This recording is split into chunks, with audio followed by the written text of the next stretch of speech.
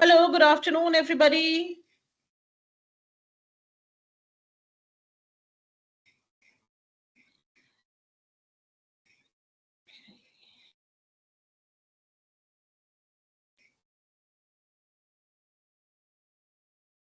Okay, good afternoon, everyone. Thank you so much for taking out your time to attend this webinar today, where we are talking about how do we create an inclusive learning environment, for the employees of our organization. And before we really start, I'll take a moment to introduce myself. I'm Shweta Goswami. I've been a trainer and a facilitator for the last 20 years. I've been working in the training and L&D space for quite some time. And so when I look back at my journey, I believe that training is not just a profession for me, it's actually my passion. I love interacting with people.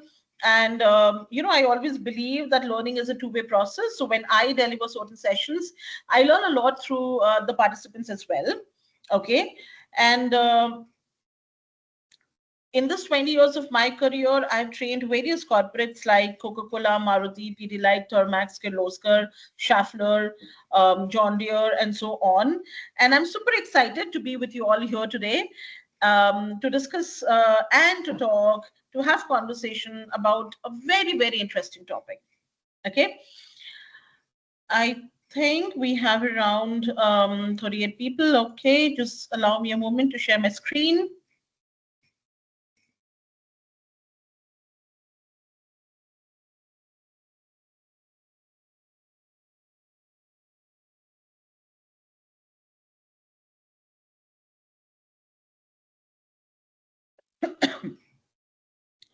So what I want is basically, I would appreciate if you all could interact through through this, like, through the chat box. That would be great.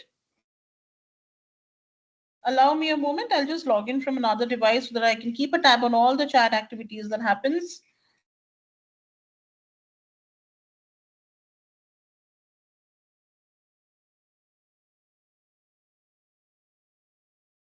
Okay, cool.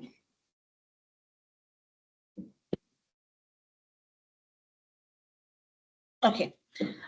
So yes, welcome everyone for the webinar today, which is on creative inclusive learning. So the first and the most important thing is, why are we talking about this? Okay, why is it important? So it is important, and we're talking about it because we want to be fair and just with everyone. Okay, we want to ensure that nobody is left out.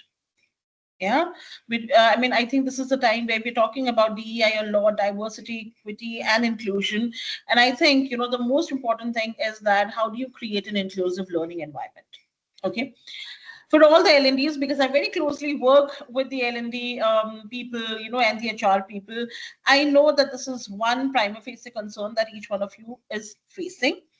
I'll let you know how do we intend to go ahead with the webinar. So probably, I would have around 40-45 minutes of, session. And after that, we'll keep it open for you all to interact through your questions, if you have any, and then followed by a feedback form. Okay. Now, why is, inclusion important when we talk about learning? Yeah. So inclusion is not just about, giving an access to people, but it's also about making people feel connected. Okay. A sense of belonging. How do you engage people, in a way that you make the most out of whatever you're planning? Yeah. There are diverse learners. And when there are diverse learners, when there are different people, there would be different needs which would be there. Probably what I need might not be the requirement of one of my colleague. So how do you exchange your thoughts, ideas, experiences, and ensure that everybody gets what they want? Okay, if we as L&D and HR people, if we promote inclusive learning, we can create a psychological safe environment for our employees.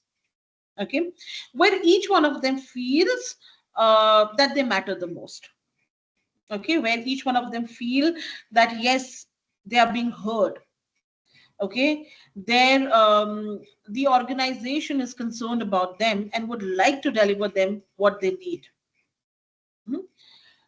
Creating equitable opportunity for everyone is another very, very important thing. Okay. So employees who feel included are 3.5x more likely to be engaged. This is a quote by Deloitte. And I believe, when you talk about employees who are the most important part of an organization, how do we keep them happy and occupied? To all the L&D and HR people, what I would like to say that is, every employee, okay, spends the peak and the most important time of their life, they give it to an organization. See, because each one of us has 24 hours, right? Out of those 24 hours, 8 hours is for our sleep. We're left with 16 hours. And in those 16 hours, I think all of us dedicate 9 hours, that to the prime time of our day. We invested in an organization's growth. Hmm? Now, if these 9 hours of my life are stressful, I don't enjoy, I don't like going to my office, I feel left out. I feel nobody's hearing me out. I feel I always have to do what others want me to do. The morale of the employee goes down. When the morale goes down, the productivity is impacted. Okay. So I think in order to create a great work culture, in order to make everybody feel connected, to have a sense of belonging, inclusion really matters. Okay, we all need to come up with different inclusive practices that we can have in our organization to ensure that nobody is left out. Now, the first and the most important thing is to understand and spot where are the exclusions in learning. Okay. Now, when I say learning, I'm also a trainer and a facilitator. And as I said, that I go to a lot of organization. Many a times I have come across certain gaps. But we a lot of time we are outsiders. We can't really do much about it. At the most, we can just voice our opinion and thoughts to the person we are connected with. But I think it becomes the responsibility of the HR and the L&D people to spot these exclusions in learning. Okay, there could be different exclusions. However, few of them could be. We need to understand that in India, after every 150-kilometer, food, language, clothing, everything changes. Yeah. And so we are very diverse any which ways. A lot of us have our own native language. We have different regional languages. And a lot of time employees who work in an organization come from vernacular background. So not everybody would be very proficient with the language English. Okay. But if in case, when you use a lot of English idioms, you speak a lot of this language, it can just create a gap for a lot of people. So we just have to be a little more mindful whenever we are deciding who the crowd is, what kind of participants are going to be there. And accordingly, if we design and decide how do we want to develop the learning pattern for them, it will be a lot more relevant. Assuming that everybody is a techno-savvy person, okay, we all, again, each one of us come from different educational background. We cannot assume that just because one section of the lot is very techno savvy, the others would also be the same. Okay, again, identifying these gaps and providing the ones who are missing out on certain thing is something which is very, very important. Hmm. Thinking that one size fits all, is one of the biggest mistakes that we do. The requirement could be different for different people. And that is where one-to-one connection, regular dialogues, conversation, gap analysis, they are very important part of our roles and responsibilities. Now, when you are in your role as an L&D or an HR professional, what are the things that you need to take care of? Okay, how can you contribute towards creating an inclusive environment for your organization, specifically an inclusive learning environment for your organization? The most important thing is, like, intent is something which really matters. Do I really have an intent that I want to ensure that everybody is on the same page, everybody gets what they want?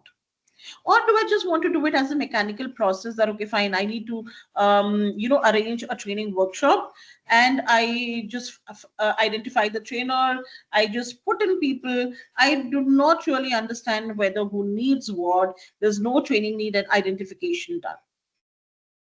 Okay. And that is where I think it's very important to conduct learner audits to understand diversity in your audience. Who are there?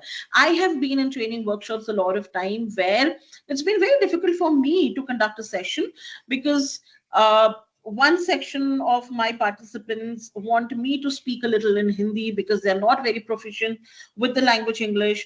Then there are some people who are from South who are not very comfortable with Hindi. They want it to be in English. At times there are people, who are not neither very good with English nor with Hindi.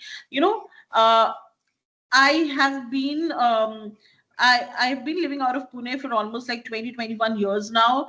And I think when I started off, one of the biggest problem for me was also that, do I know the local language? So and that I keep seeing across, at times when you feel, when you create groups during your training workshops for some activities, then I see that there are, like, for example, if it's a group of 5, I see 3 people who talk in Marathi or 4 people talking in Marathi, and one person who doesn't really understand the language is a little aside. So, we really have to be very vigilant about all of these things. Okay, so create feedback loops to improve content based on learner voice. A feedback should not just be about, like, how did you find the training. I think a feedback should also be that, did you feel any gap anywhere? Did you miss out on certain things because of certain gaps? I think, and when we deep dive into the feedback, we'll come out with um,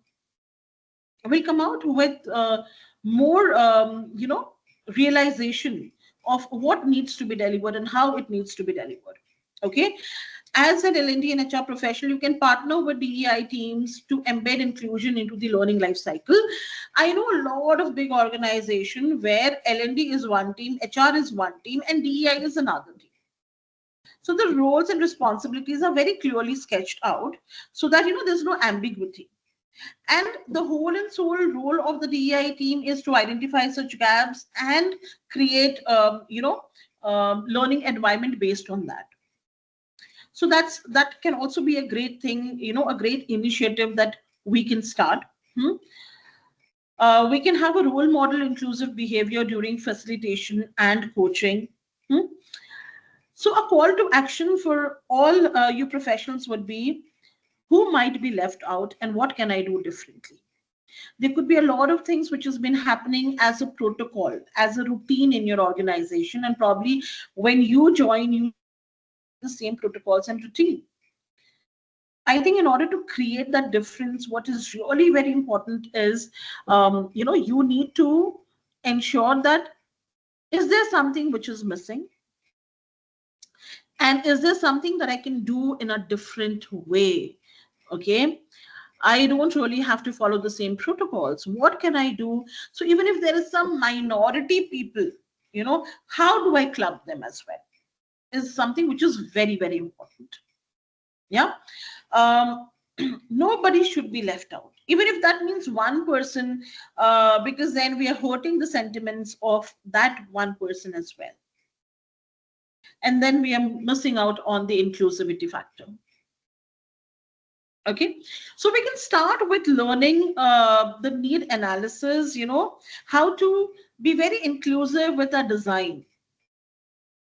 So probably we can have segments, basis on the learners by identifying their role, region, generation, ability, and learning styles. I many a times land up in workshops which are very generic, and it is open for all. Now, what is the biggest challenge when you conduct such a workshop?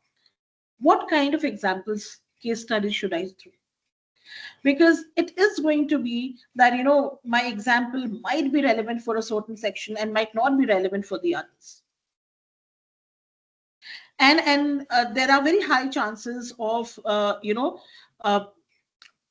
there are very high chances of the case studies example, which might come across as a little biased towards a certain segment. So if we can just align them, segment them well, I think the impact of the trainings, the learning environment can be way better than what it is right now. Okay. I also understand that not everybody is very vocal to share what actually they found missing. But then, as people from L&D, I think it is our job and duty to understand it. And we can drive it through different things. We can do surveys, we can have certain focus groups, we can do individual interviews, we can have certain quizzes to capture a wide range of voices so that I get to know.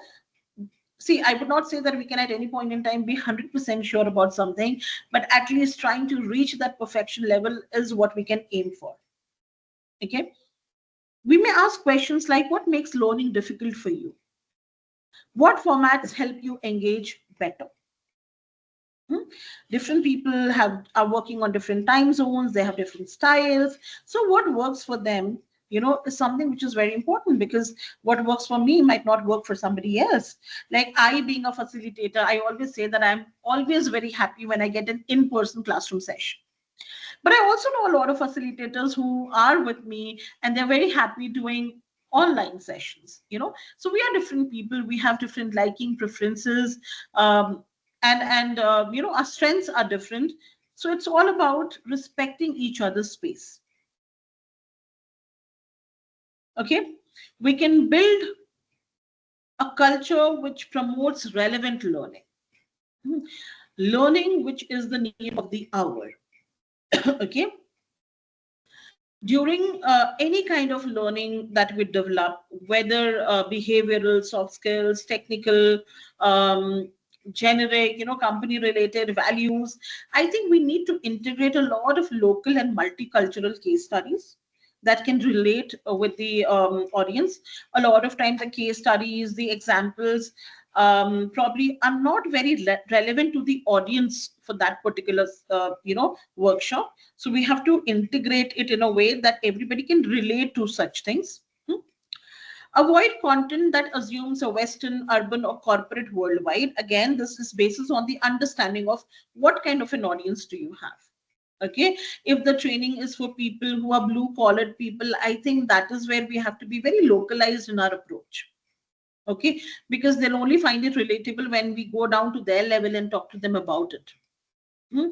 Use a lot of inclusive images that represents different ages, skin tones, body types, people with disabilities, different people, and just to make sure that we are inclusive of everyone. We welcome everybody. So, which is very, very important. We need to offer continuous and customizable learning paths. Okay.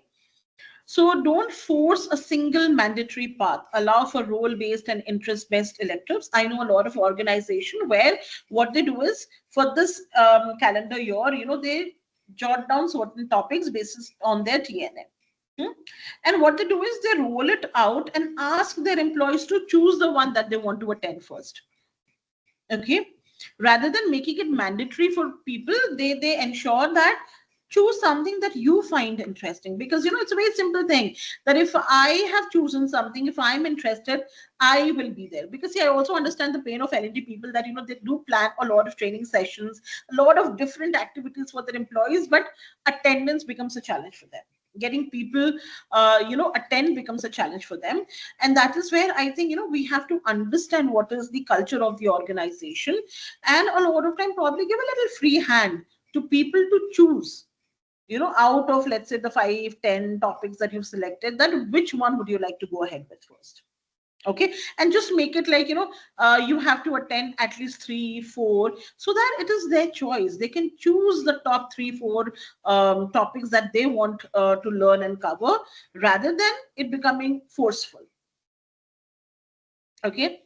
um, these days we have a lot of LMS platforms, different ways on how we can offer a modular content so learners can build their own development paths. Okay, and we can provide a lot of resources to them. There are a lot of things that we can do for them. There are LMS platforms. There are, like, I know a lot of HR L&D people sending certain articles, a lot of reading links, notes, to their employees basis on their liking and the need. So all of this is also something that we can plan and start inculcating in our daily practices. Another very important thing, for L&D and HR people is, excuse me, another very important thing is what are we communicating to the trainers and managers, and how are we taking their help, how are we hand holding to create an inclusive learning environment. Now I completely understand that, in an organization there are hardly like 3 4 5 6 L&D people, at times only two probably. There are few HR people, and managing so many things for probably 200 300 500 plus employees becomes very difficult. I think this is where collaboration can play a very, very important role. Okay, that rather than thinking of yourself to be like, some superman superwoman who would get everything done, I think what is very important is that how do you collaborate with your stakeholders, and how do you handhold them to drive the message across that, we want to be more inclusive with our practices. I think because no matter how much you try, if your managers, HODs, in-house trainers, if they are not aligned with your thoughts, they can create a very biased environment. So I think the first and the most important thing that we need to do is, before we train our employees, we need to train these HODs, managers, in-house trainers, external trainers that we get in, that we want, you know, our organization to be very inclusive with all the practices, and probably we can provide sessions on unconscious biases and facilitation. Because a lot of time, like, I recently happened to take a workshop which was earlier conducted by some other trainer, and she was a fab trainer, no doubt. But the only reason why the employees and the organization wanted a different trainer was simply because during her training, probably she used an example which kind of hurt the sentiment of someone, and it just became an unconscious bias. So people, the participant was offended, and after that there was a lot of hue and cry, and then what happened was just a loss of opportunity for someone, right? So we don't always do things consciously, but yes, things happen, right? So I think we need to understand, before we train anybody else, it is very important for us to understand what are unconscious biases and how do we reflect on our biases to ensure that they do not come in between my decisions and my work. Hmm? Build awareness on micro exclusions and their impact during sessions, that what happens when you do not treat people fairly, what is the impact, how does it impact the productivity of an organization, how do people suffer. Probably, we can come up with a lot of real-time situations, examples, case studies to drive this thought. Okay, and then help leaders adapt their coaching and feedback style. So everybody is a different person, and everybody has their own unique style and approaches towards how they want to drive it, and let them be, rather than forcing them to follow a certain trend. I think we should all let people be as natural as possible. That would be more organic. Mhm. So if you see, here are some real-time practical examples of how HR and L&D professional can drive inclusion in learning. The first thing says that, how do we build a multilingual learning modules? So an example for you all is the scenario: a global organization with a diverse workforce, inclusion action, HR and L&D teams localize e-learning modules in regional languages or offer subtitles or transcripts. This ensures learners from different geographies and language background, to engage fully and completely. So this is actually a great initiative that if it is within your capacity, you can start looking forward to it, you can work on it.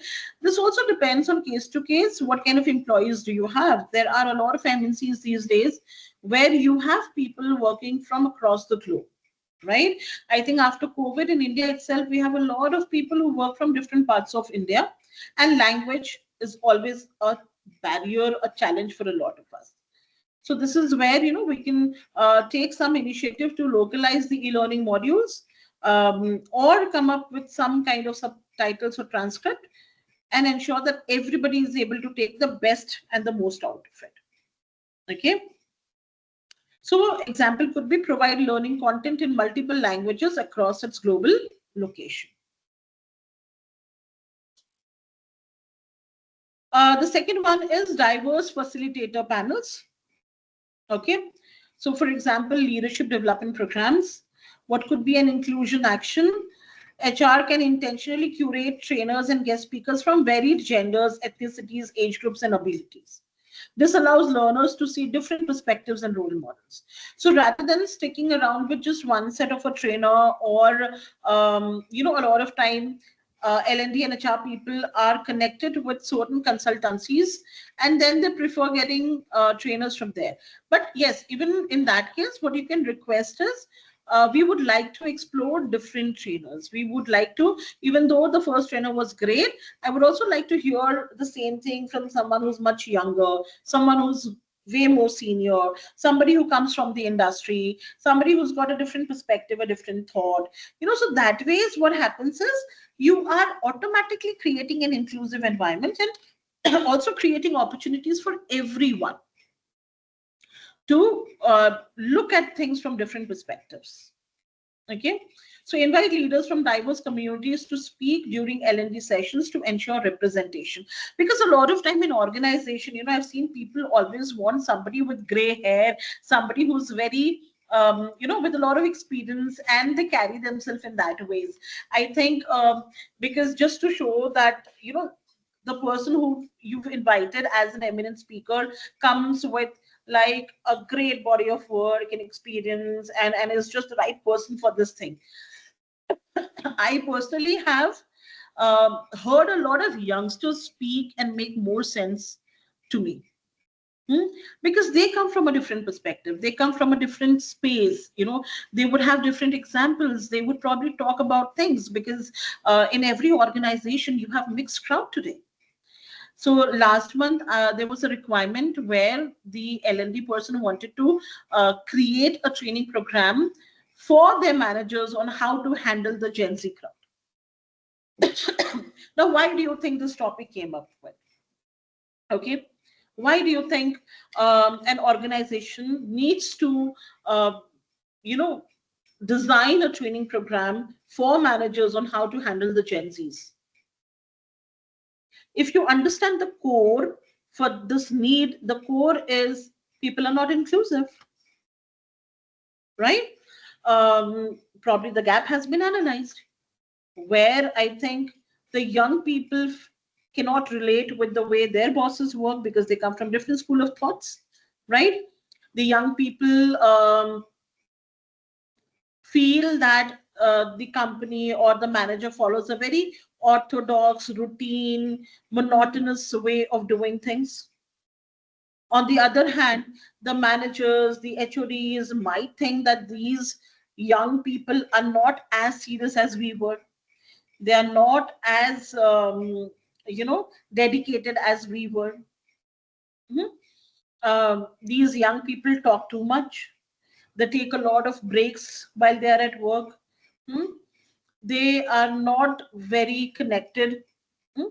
So there could be a lot of things that can be, that can be treated as a gap. Okay. And if you look into these gap analysis, the reason is that we're not very inclusive of each other. We can't respect the space that each one of us comes from and let it be. Okay, the problem is that we want people to behave the way we want them to behave, and that's the biggest problem in every organization, in every situation. I think this is one of the problem, that people want things to be done the way it has been going on. And anyone who tries to drive in certain changes, will always go through a lot of ups and downs. Hmm?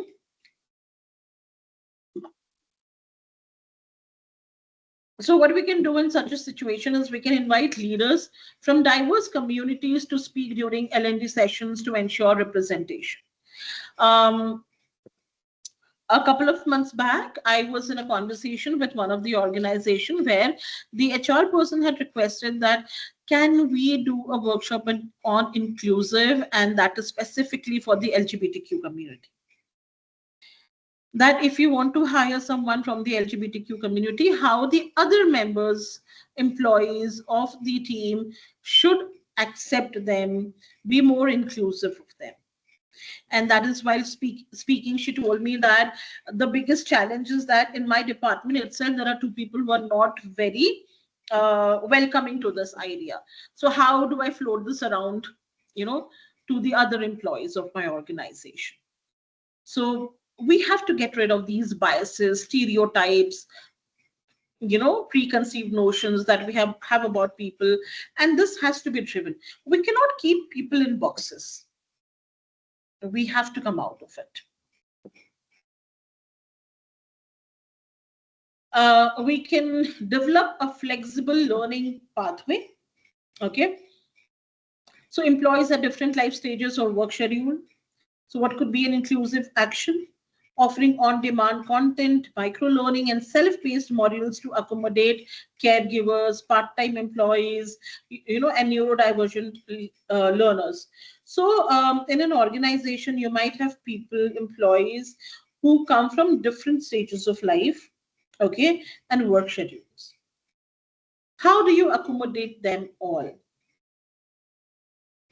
So we can use adaptive learning paths based on employees' interest and time availability. So it's all about recognizing. It's all about identifying that what is needed to be done. Okay. Once the identification is done, then it is about how do you make your offerings more flexible for everybody. I, as a trainer, have also taken a lot of workshops which are hybrid workshop, So that is again for inclusion. Okay, that is again that okay, the same training needs to be delivered to someone who's in Bangalore, but unfortunately, Bangalore, I only have two people. So what do I do? Now it is a cost if I want them to come down to Pune and attend this training, and a lot of other criteria. So we can have a hybrid training session where they can join online, the others are there in the classroom, and we can club it together. So just an example, there are a lot of things that we can do. Okay, but yes, we need to be very mindful that we're not leaving out on someone. Because to be very honest, I can share with you an example. So there was an organization which is based out of Mumbai, but it also has, two employees who work from home and they're from Pune. Now it was some important day. I am not very sure, Women's Day or something, and probably in the Mumbai office, they had arranged for some get together, food, and then there was this spa, so they had tied up with some salon, and there were these beautician would come down for some spa treatment like pedicure or something, which was offered to the women of the organization. So a great initiative, of course, yes. But then there were two employees who were in Pune, and they were also ladies, and and they have one of them happens to be an acquaintance, and she mentioned it to me that I felt left out. Okay, I felt left out that because I was not offered anything, and I could see my colleagues enjoying it there in Mumbai office. But I, being here in Pune, I was working and I did not get that liberty. Okay. And that just like, was thing, okay, so this is also a way where people feel left out. It may not be a conscious decision, but even unconsciously, what happened was both the employees were hurt. They did not feel inclusive. And after that, they started Mumbai team and Pune team. Okay. What will Mumbai team do? What will Pune team do? Is it the same for both of us, or is there any change? So, it gave way to these negative conversations and dialogues. So we have to be very, very sensible while doing all of these things. Cultural sensitivity in content is something which is very, very important, throughout. And I think when you believe in something, when you want to drive something, you have to talk about it a lot. Okay, so you have to ensure that you consistently give a lot of diversity and unconscious bias training, drive it through some case studies, examples, metaphor, to ensure that everybody is aware about it. So as rightly said, when you want something to be driven, when you want something to be popular, talk as much as possible about it. Hmm? Another thing is bring the cultural sensitivity. A lot of time in during training programs, examples, case studies, what I see is they're all tailored to fit the Western audience. Okay, wherein we are talking and giving training to the Indian lot. So we have to include India specific context, examples, case studies, during our training solutions when we are trying to create that experiential environment of learning. I think this is very, very important. Okay. So these were a few things that I feel, which we, sorry.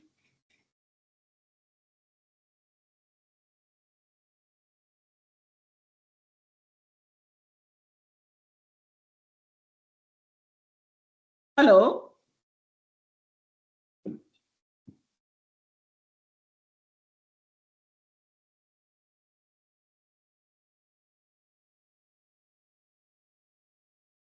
Hello, am I audible?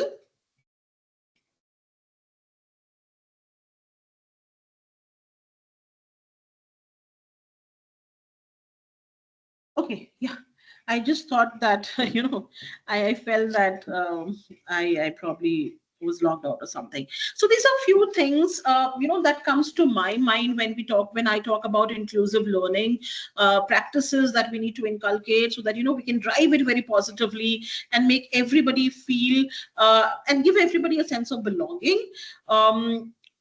If you have any questions now, you want to discuss something, you can put up your questions in the chat box and I'll be more than happy to address them and talk about it.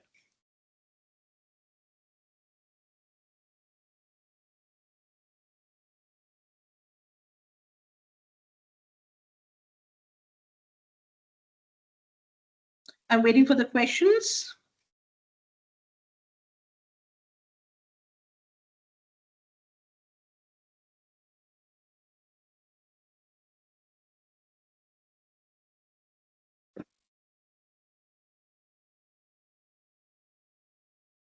Because I'm sure you all come from different domains and you would have your own personal challenges, pain areas. So what are your problem statements? We can talk about it. We can discuss about it.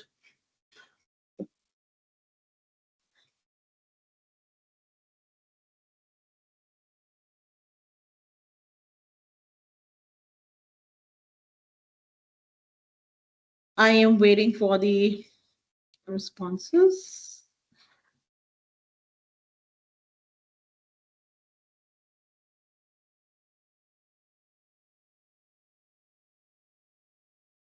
Okay, so there's a question from Gerald that what KPIs do you use for making sure people are completing their learnings? Okay, now see, when we talk about KPIs in learning, first of all, the KPIs come much later. Okay, what is important is that are we creating an environment for them to inculcate the learning? Okay. Then probably we can talk about quantifying, measures, to talk about the effectiveness and impact of training and development initiatives. Okay.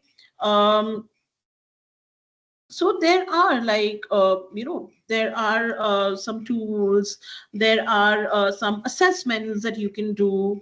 Okay. uh, to ensure that people are, I mean, these days what normally, what I do is, when you have this LMS module, there are chapters, right? And you get to know, you can align it in such a way that you get to know who's completed how much.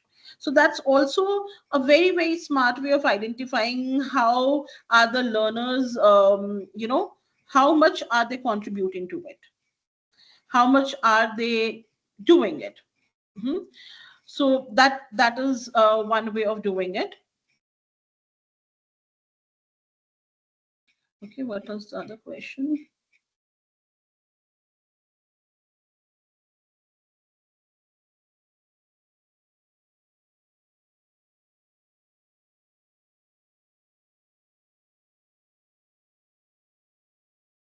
Okay, can I get more questions? So you can also check this with the help of training attendance rate. There is a very common problem in startups. Jasmine has asked a question. There's a very common problem in startups that the team are very optimally staffed. Yes, that leads to them having not much time to attend learning sessions or even self-serve learning. Learning just becomes another task at hand. If L&D pushes, it's seen as not supporting the business. What's your thought on this problem statement? I think, Jasmine, this is where whosoever is in the learning and the L&D team, they need to educate the people. Okay, they need to educate the people that specifically in a startup, I think learning and development is more important, because that, you're laying the foundation.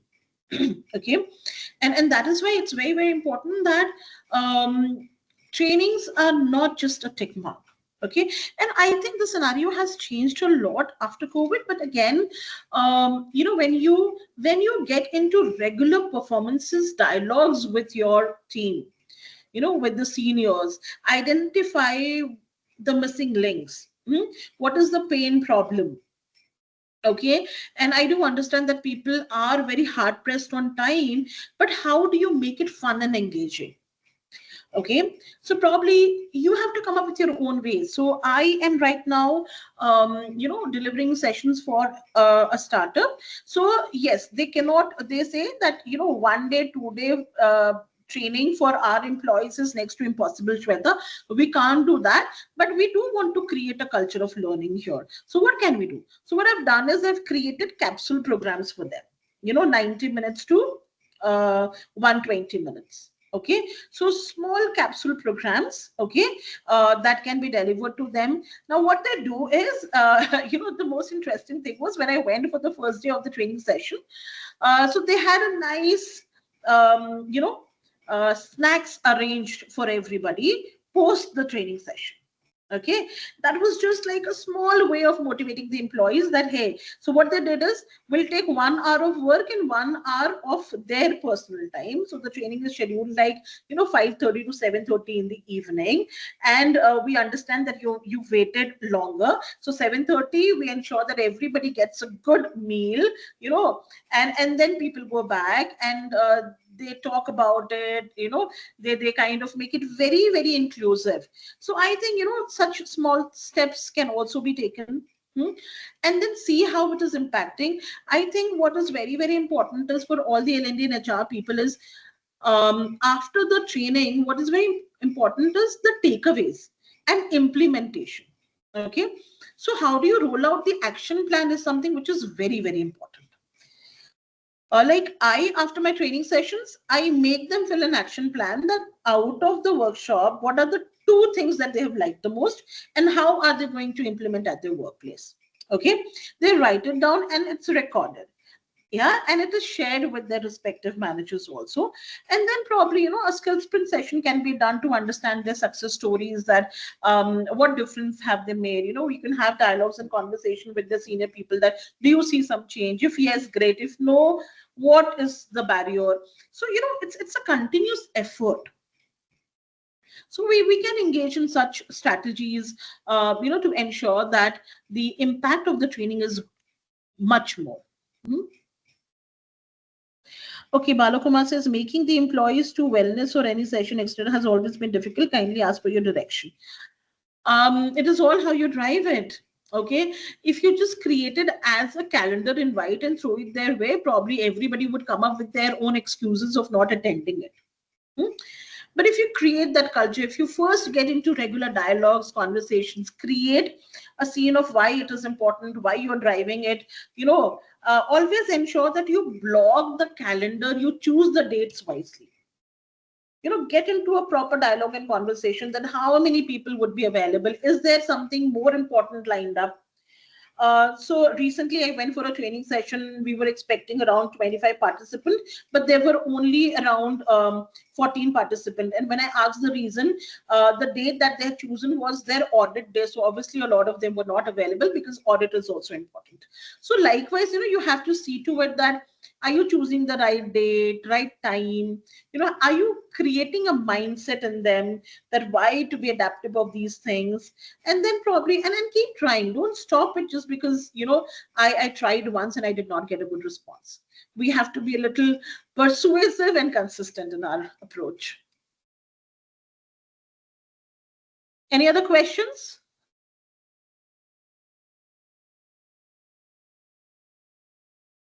Welcome, Bala.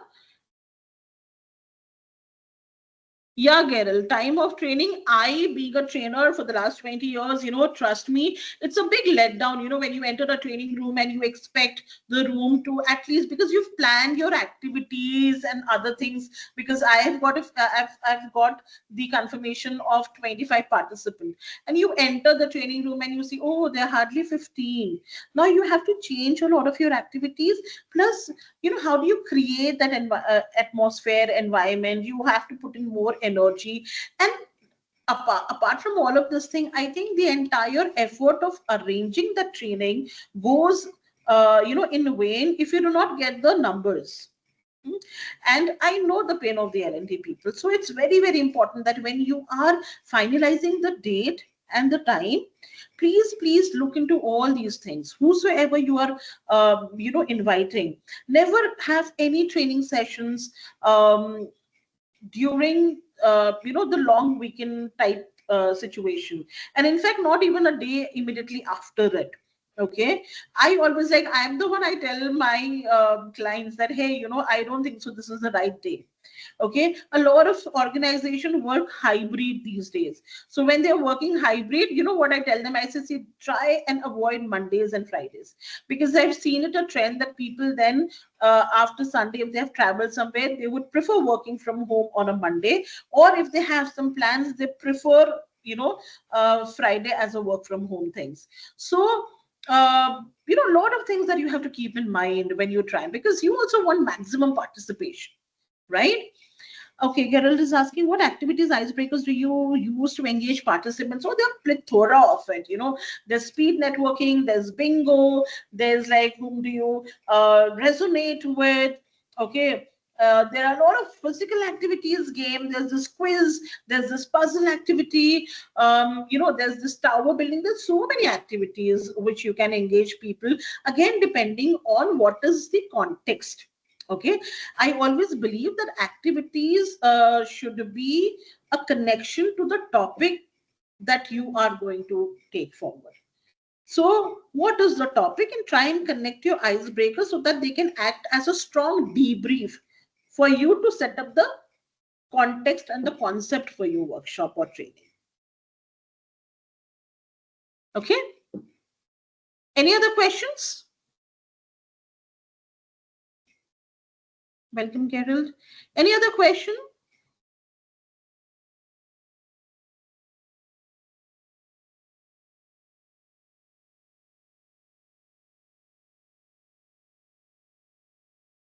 Sure, Gerald, I'll do that.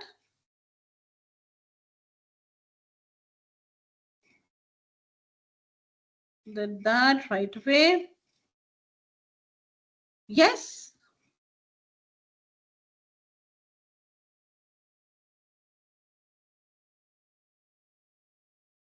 Any other questions? Anything else where you want more insights?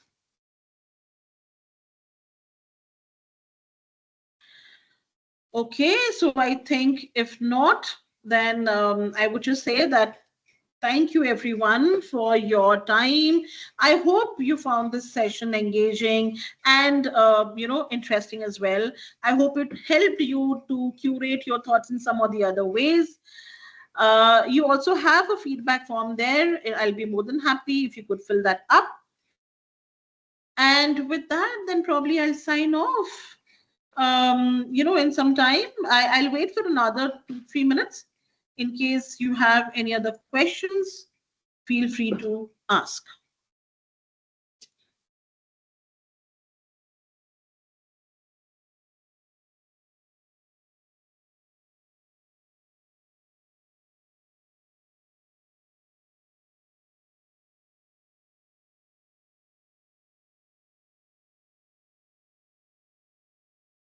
I would also say that, whenever you are hiring external faculties, trainers, don't be under the assumption that they would have prior knowledge about your people. Okay. Always give them a downloading of what the organization is, what is the culture, and what do you want, to be driven and how. Okay, how do you handle people who don't talk and are shy? See, I think it's all about how do you break the ice, okay? And yes, I completely agree that we still live in a society where people are not very comfortable being public speakers, opening up in front of people. I think it becomes a little more easy when you are in an in-person classroom kind of a session, because you can completely identify people and throw small little simple questions to them, make them open up, appreciate them, yeah, and then take it forward. I think a trainer's and a facilitator's role is not to put a spotlight on someone, but it is about just involving everybody, so with some examples, ask them for some example, asking them for some situations, throwing certain small little simple questions their way, or asking them to contribute with their examples or situations, yeah, motivating them that please speak up, we would like to hear from you as well, and showing them through your body language and intent that you're not being judgmental of them. I think these are all again inclusive practices that you can make to make the person comfortable and speak up.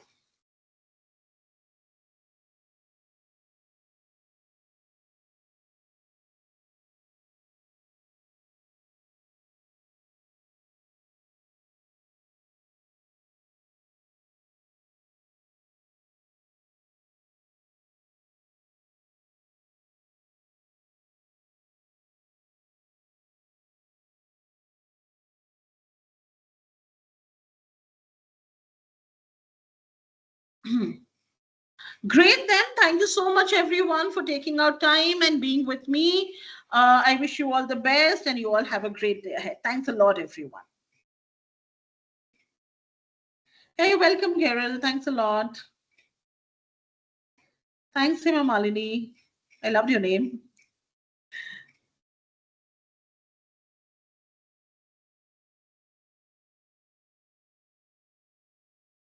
Thank you, everyone. Thank you. I'll take your leave now. Bye.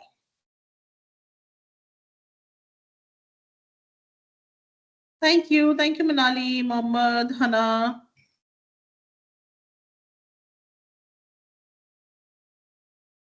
Thank you. Pleasure was all mine.